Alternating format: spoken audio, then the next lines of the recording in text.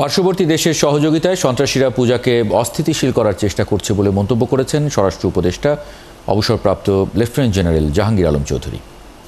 বুধবার সন্ধ্যায় মুন্সিগঞ্জের সিরাজদি খানের ইছাপুরায় শ্রী শ্রী সার্বজনীন পূজা মন্দির পরিদর্শন শেষে সাংবাদিকদের এসব কথা বলেন স্বরাষ্ট্র উপদেষ্টা। তিনি বলেন, দুষ্কৃতকারী একটি পূজাকে অস্থিতিশীল করার চেষ্টা করেছে। তবে তিনি জোর দিয়ে বলেন, আইনশৃঙ্খলা বাহিনী সহ সকলের সহযোগিতায় সেই চেষ্টা সফল হয়নি। এসব অপচেষ্টা রুখতে সরকার এবং আইনশৃঙ্খলা বাহিনী সজাগ আছে বলেও আশ্বস্ত করেন তিনি।